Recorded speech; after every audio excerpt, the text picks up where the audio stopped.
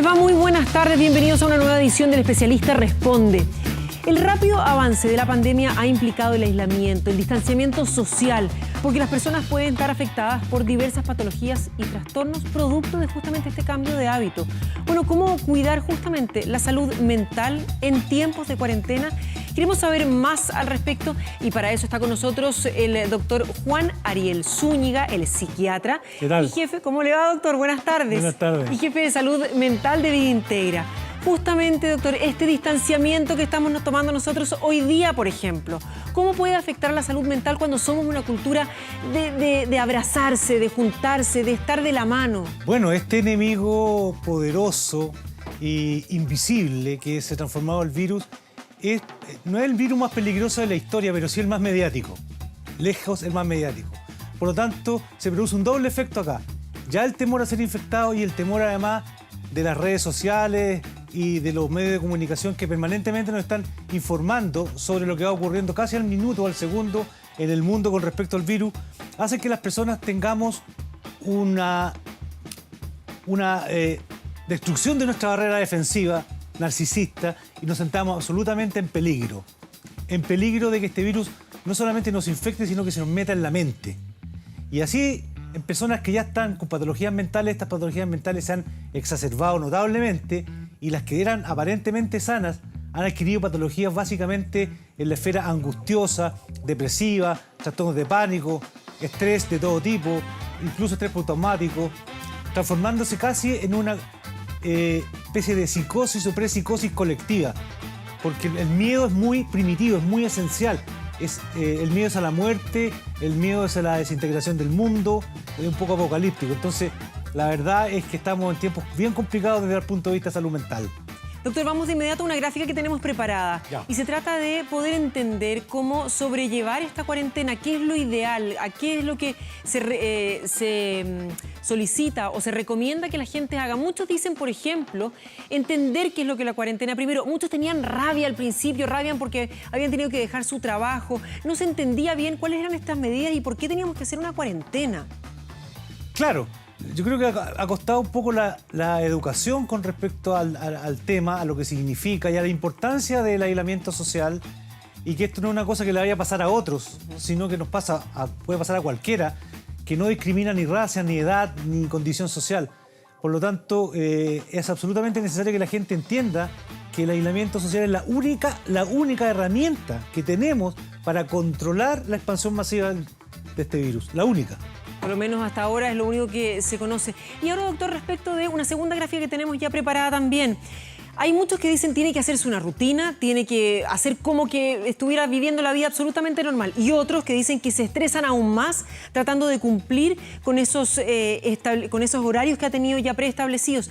¿Qué se debe hacer? Claro, mira, el ideal es primero entender esto de que el virus de alguna manera está también metiéndose en nuestra mente y un poco tratar de sacarlo de nuestra mente en el sentido de racionalizar lo más posible lo que está ocurriendo de verdad y no las fantasías intrínsecas o profundas que nos vengan con respecto a esto.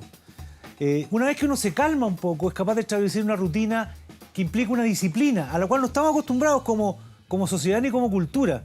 Una disciplina que implique levantarse más o menos a la misma hora de siempre, tener nuestro teletrabajo, los que podemos tener teletrabajo, tener una rutina de comidas, tener otra rutina de compartir con la familia y también tener espacio para estar solos. Porque también esta es una gran oportunidad de ser autorreflexivos y preguntarnos sobre cosas pendientes nuestras personales. Yo creo que en la medida que vamos construyendo esos espacios familiares, personales, laborales, con cierta disciplina, se nos va haciendo mucho más fácil y más llevadero este aislamiento obligado, ¿no? Doctor, pero ¿cómo se evitan los roces? Porque indiscutiblemente cuando estamos todos juntos en un espacio que no necesariamente es grande, donde, como usted bien decía recién, buscar el momento para estar solo puede ser bien complejo. Claro.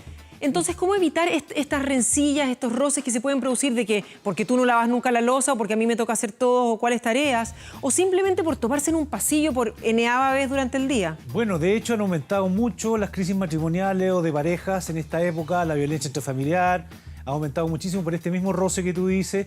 Los espacios reducidos siempre nos provocan fricción y nos provocan irritabilidad a los seres humanos.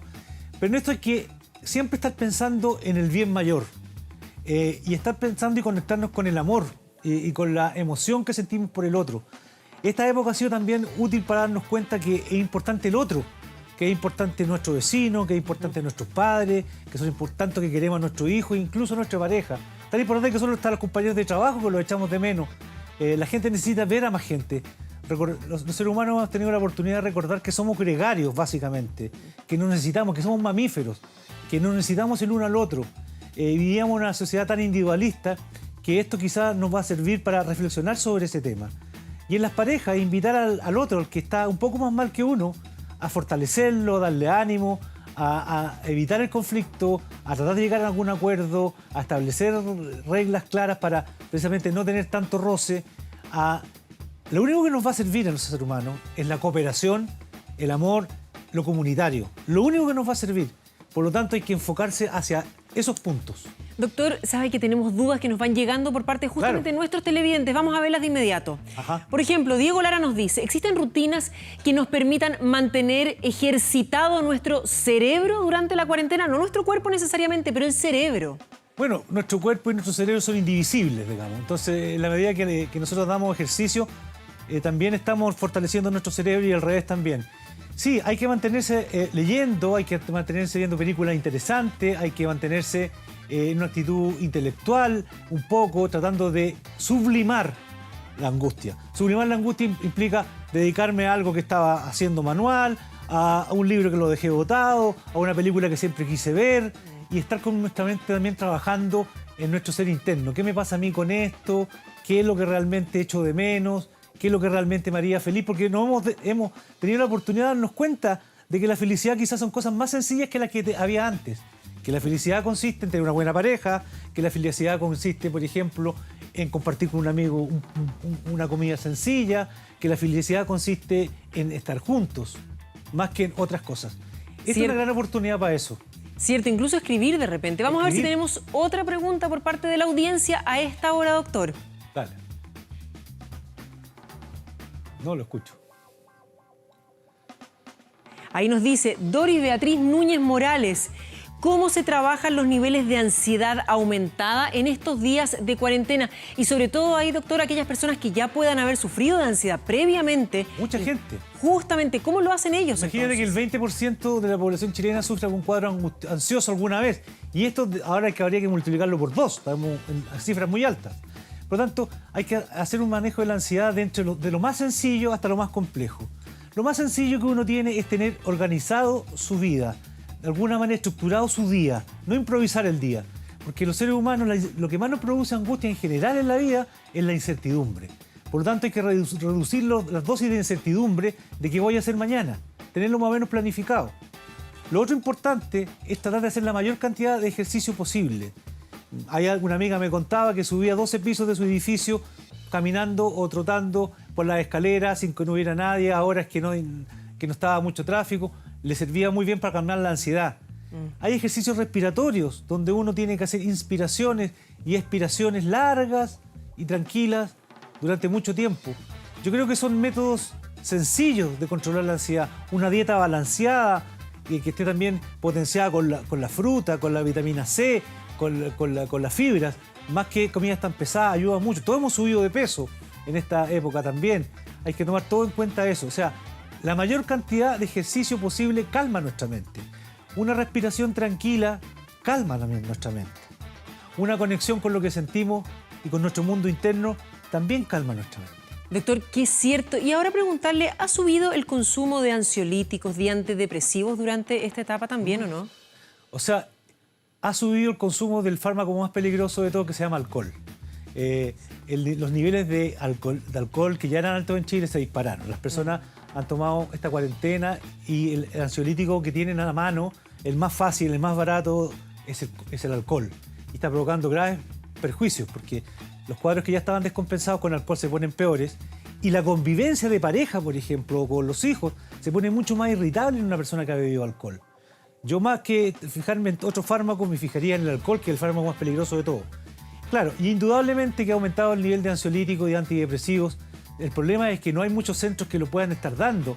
Entonces la gente está medio desesperada porque tiene que consumir su remedio y no tenemos todos los médicos especialistas funcionando para poder dar esto, y ese es un problema del cual estamos especialmente preocupados. Doctor, demos un consejo bien práctico. Ahora imaginemos una situación compleja donde comienza una discusión, donde además tratar de retirarse del lugar para poder bajar los ánimos y volver a conversar puede ser complejo. ¿Cuál es el principal consejo para ese momento? Es difícil porque cuando ya llega ese momento estamos en un nivel de crispación máximo. Entonces quizás hay que hacer una prevención antes, ¿no? Y esta prevención sería tratar de establecer que como norma vamos a tratar de no discutir, de no pelear, como ir con esas normas de tocarse un pito, levantar una bandera, levantar un pañuelo, levantar la mano cuando siente que el otro ya está subiendo el nivel o que nos está agrediendo o que nos sentimos agredidos, de tal manera que al levantar esta mano el otro entienda que ya está a un nivel que el otro no está pudiendo tolerar de agresión o de irritabilidad. Son cosas sencillas, pero esas cosas hay que ponerse de acuerdo antes. En el momento que uno ya está caliente con la discusión, es muy difícil parar, muy difícil bajar. Muy bien, doctor. Y ahora lo último, ¿cómo se puede tratar de evitar las problemáticas post-aislamiento? Porque me imagino que también después de esto, que ha sido un cambio que no sabemos todavía cuánto se va a prolongar, van a venir ciertas consecuencias. Claro, no sabemos cuánto se va a prolongar, puede ser varios meses más. Entonces, de alguna forma, esta cuarentena de 15 días puede llegar a ser una cuarentena mayor, o cuarentenas por sectores, o cuarentenas que de alguna manera se van a ir diversificando. Entonces, después de eso viene de nuevo enfrentar el trabajo. Acordémonos que esto provoca un gran daño económico en todos los países y la gente va a estar más encima sin trabajo, pobre, endeudada más que antes. Por lo tanto, ojo, los problemas continúan. De otra forma, pero igual continúan. Y después puede ser mucho peor incluso el malestar social, ¿no? Que va a haber que manejarlo con pinzas. Doctor, justamente lo que usted decía, hay no solamente un tema de salud de por medio, un tema de aislación o de cuarentena, sino que también la parte económica. Hay personas que están hoy sentadas en su casa porque el trabajo los mandó para allá o porque perdieron lo que tenían, tratando de pensar en una nueva idea, en algo que los va a poder ayudar a reinventarse cuando esto termine. Claro. ¿Cuál es la mejor forma para que esas ideas se puedan llevar o al papel o a tratar de concretarlas con la mente lo más clara posible? Claro, otra cosa es con guitarra, que quizá es un dicho bien chileno, pero el que tendría que decir en este momento. Porque estar sin trabajo o sabiendo que ya llegas a un trabajo de vuelta y vas a ser despedido, o que vas a trabajar por la mitad del sueldo, o que simplemente tu pyme se murió, es una idea, más encima encerrado, la verdad es que es una angustia bien apocalíptica y bien profunda. Pero en esta incertidumbre así de profundas también los seres humanos sacamos reservas de nuevas ideas. En los épocas de crisis quizás han surgido los inventos más prósperos del ser humano, porque de alguna manera la angustia también moviliza material que nunca ha sido removido. Por lo tanto, se nos ocurren cosas nuevas y nos podemos reinventar. Yo creo que hay que canalizar la angustia de tal manera que sea una angustia moderada, que nos permita que se nos ocurran nuevas cosas y tratar de hacer una reingeniería en el cerebro, hacer un reanálisis, hacer un reencuadre y tratar de refundarse de otra forma. Quizás de una forma más sencilla. Y lo que nos está pidiendo quizás la humanidad es quizás volver a una convivencia mucho más sencilla en los seres humanos, con mínimos niveles o niveles más bajos de exigencia material, ¿no? Doctor Juan Ariel Zúñiga, muchísimas gracias por sus consejos, por su visión optimista de lo que viene, de lo que estamos viviendo también. Vamos, que se puede. Justamente, vamos que se puede. Nosotros vamos a una brevísima pausa, ya estamos de vuelta con más, no se vaya.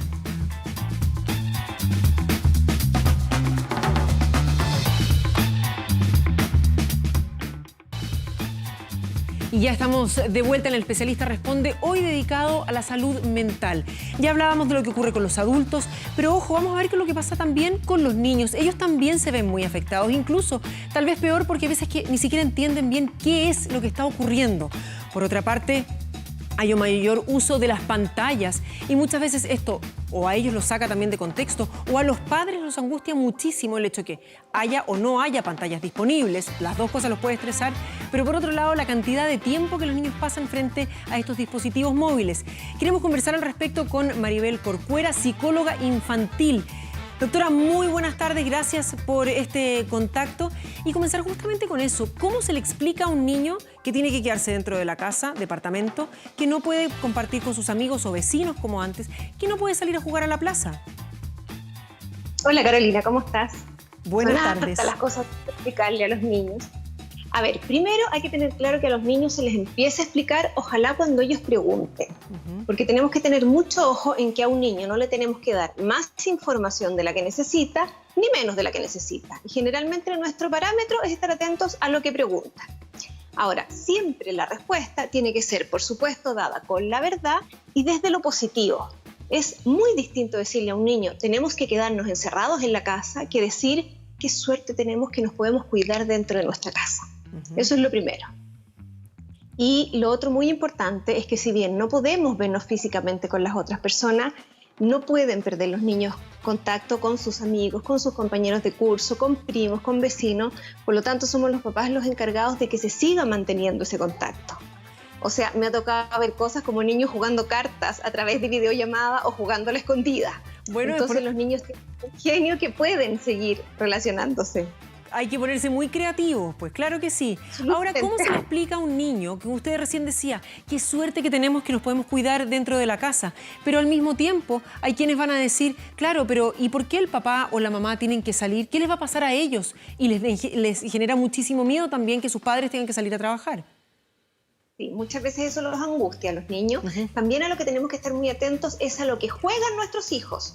Muchas veces no nos van a preguntar, no nos van a decir, ay, me preocupa que mi mamá o mi papá tenga que salir a trabajar, pero lo vamos a ver representado a través de sus juguetes.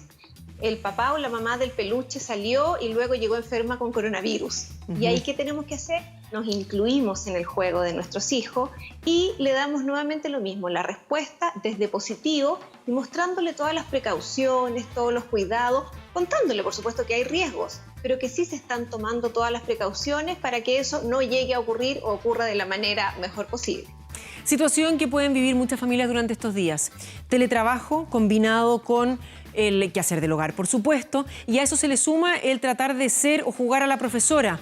Pero además de eso, contener lo que estábamos hablando recién. ¿Cómo se combina todo eso y se evita que haya una violencia verbal tal vez con los niños? Lo primero es que los niños se sientan seguros, queridos y contenidos. O sea, hoy el colegio tiene que ser un elemento que nos aporte y no que nos reste en esta situación. Ojalá los niños tengan la posibilidad de hacer las tareas con las cuales se motiven, con las cuales se entretengan y no que sea una presión extra. O sea, hoy es el minuto para salvar la salud emocional de nuestros hijos y no para salvar el año escolar. Por lo tanto, el colegio tiene que ser un refuerzo positivo y no uno negativo. Y ahí los papás somos los primeros en decir, a ver hasta dónde llegamos. Y ojalá los colegios lo hagan también, decir, es el minuto de exigir el mínimo académicamente, no el máximo. Bueno, justamente relacionado con estas exigencias de parte de los colegios, nos llega una pregunta de parte del público y esta nos dice, Macarena Vallejos, ¿cómo puedo evitar la sobreexposición de mis hijos a la tecnología durante esta cuarentena? Por ejemplo, enumera la televisión, los celulares, claro, porque muchos de ellos están requeridos por parte de la educación en este momento en línea a que estén frente a un dispositivo móvil no solo en las horas de ocio, sino que en las horas académicas también. Bueno, por un lado vamos a tener que flexibilizar un poco en el uso de la tecnología. Hoy es el momento de flexibilizar en muchas cosas. Vamos a ver distintas conductas en los niños que no estábamos acostumbrados y puede ser que con las semanas esto vayan aumentando.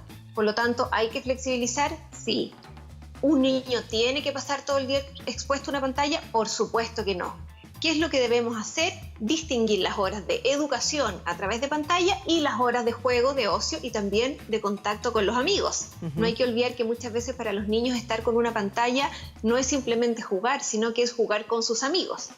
Por lo tanto, tenemos que tratar de regularlos, que no esté todo el día, pero probablemente si antes lo dejaba 2 horas, ahora probablemente pueden ser un poco más. Y eso va a ocurrir y no va a estar mal que ocurra. Pero sí tengo que propiciar los horarios para que hagan otras cosas también. O sea, es buen momento, por ejemplo, para que nos distribuyamos las tareas de la casa y hagamos las cosas todos juntos. O algún interés que el niño siempre tuvo y que no tenía tiempo, que se haga eso también. Tratar de fomentar la autorregulación en este punto, ¿es el momento o es mejor después de que pase todo esto? Tiene que ver con cómo se siente el niño. Si hay un niño o una niña que se va a sentir súper tranquila y entretenida porque quiero hacer la pieza o porque tengo ganas de pasar la aspiradora o X cosa, va a ser fantástico. Obligarlos en este minuto no es una buena idea. No es el minuto para obligar, es el minuto para contener y para guiar. Sigamos y guiar a las actividades que vas a hacer que te sientas bien. Sigamos con las preguntas, doctora, que nos llegan varias. A ver, vemos, Jessica Vega nos pregunta, ¿cómo le explicamos a los niños que hay vacaciones, pensando en que, por ejemplo, se pueden adelantar las vacaciones de invierno, pero que no van a poder salir de la casa a disfrutar por la emergencia sanitaria que estamos viviendo? Mira, hoy día lo que nos queda para salvar eso es un poco lo que ojalá deberíamos hacer durante la semana, que es distinguir entre semana y fin de semana. Se habla bastante de si es bueno o no es bueno tener una rutina. Es bueno tener una rutina, pero la rutina la defino yo. Ese es el concepto, no que me den una rutina armada a otras personas. Y lo que sí es muy importante es que hay una marca y una diferencia entre la semana y el fin de semana. Desde el horario en que me alimento, que me levanto, con qué nos alimentamos, cómo nos vestimos. Por lo tanto, en estas vacaciones, que sin duda van a ser distintas si es que ocurre así, también tenemos que tener una diferencia un poquito más chip libre. Pero también hay que entender que estamos pasando un proceso que nunca habíamos vivido. Por lo tanto, va a haber cosas difíciles de explicar, va a haber cosas difíciles de vivir porque es algo completamente nuevo para todos nosotros. Pero gracias a la vida, los niños son bastante más adaptables de los que uno cree. La capacidad de resiliencia que tienen nos sorprende muchas veces. ¿Qué hacemos con un niño o niña que en edad escolar se angustia mucho porque no logra terminar con las asignaciones que le piden o porque no logra terminar de entender lo que se le está tratando de explicar? Miren, tenemos que tener claro que un niño para estudiar bien, para concentrarse bien, tiene que tener todas sus otras necesidades básicas cubiertas. De alimentación, de tener un hogar, de tener vestimenta, de tener salud, de tener cuidado, de tener cariño. Y tenemos que entender que estamos en un minuto que todos nos sentimos un poco inseguros.